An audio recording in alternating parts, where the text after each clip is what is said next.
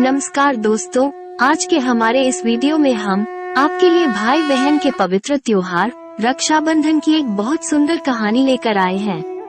एक समय की बात है, किसी नगर में एक साहूकार के 3 बेटे 3 बहुएं रहते थे। साहूकार की सबसे छोटी बहू बहुत सुशील और संस्कारी थी। साथ ही वो भगवान कृष्ण की अनन्य भक्त थी। सावन के महीने में साहूकार की दोनों बहुएं रक्षाबंधन के त्योहार पर अपने अपने पीहर जाने की तैयारी करने लगी।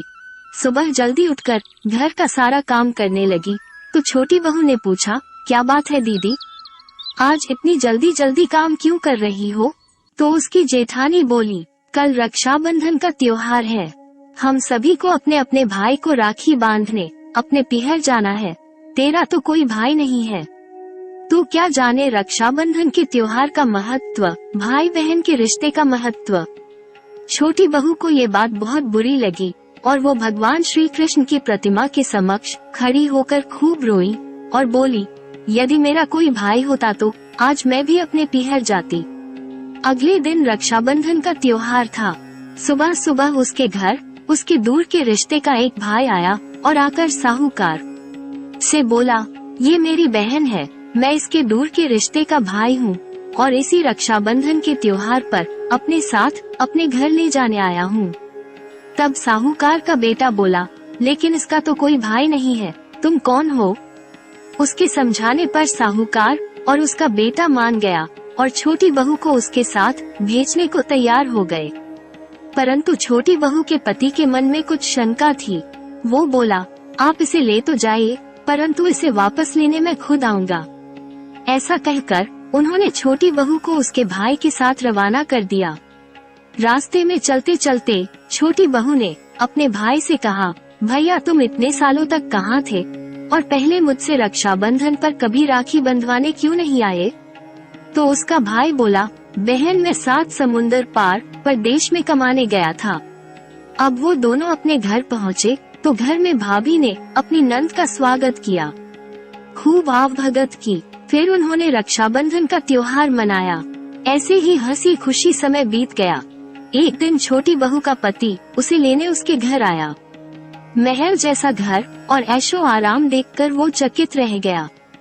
भाई और भाभी ने उसकी खूब आवभगत की। अगले दिन सुबह सुबह भाई और भाभी ने उसे उसके घर के लिए रवाना किया। विदा करते समय उसे खूब सोना, चांदी, हीरे, जवाहरात आदि दिए। थोड़ी दूर जाने पर छोटी बहू का पति बोला, अरे मैं गलती से अपना कुर्ता वही भूल आया हूँ। तब वो बोली, कोई बात नहीं, आपका कुर्ता तो पुराना था, इतनी दूर वापस जाएंगे तो घर पहुँचते पहुँचते अंधेरा हो जाएगा। लेकिन उसका पति बोला, नहीं, मैं वापस जाकर अपना कुर्ता ले ही आता हूँ।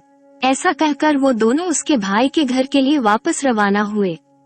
जैसे ही भाई के घर के पास पहुँचे तो वहाँ उन्होंने देखा, भाई के महलनुमा घर की जगह एक पीपल का बड़ा सा पेड़ है और उस पेड़ पर छोटी बहू के पति का कुर्ता टंगा है। ये देखकर वो बहुत नाराज हुआ और अपनी पत्नी से बोला, ये क्या काला जादू है? कौन था वो जो तेरा भाई बनकर तुझे यहाँ लेकर आया था? मुझे तो शुरू से ही शक था, इसीलिए मैं तुझे लेने आया था। बता कौन था वो? ऐसा कहकर वो छोटी बहू को मारने लगा। इतने में तेज प्रकाश के साथ भगवान श्री कृष्ण वहाँ स्वयं प्रकट हुए और बोले, मत मारो इसे, यह मेरी बहन है। हर साल रक्षाबंधन के त्योहार पर ये मुझे राखी बांधती आई है और अब मैंने इसका भाई होने का फर्ज निभाया है, इसे मैंने अपनी बहन माना है। छोटी बहू और उसका पति हाथ जोड़कर श्री कृष्ण के चरणों में गिर गए। तो दोस्तों, कैसी लगी आपको आज की हमारी एक कहानी? हमें कमेंट बॉक्स में लिखकर जरूर भेजिएगा और साथ ही साथ हमारे इस चैनल को सब्सक्राइब करना ना भूलें। जय श्री कृष्णा, धन्यवाद।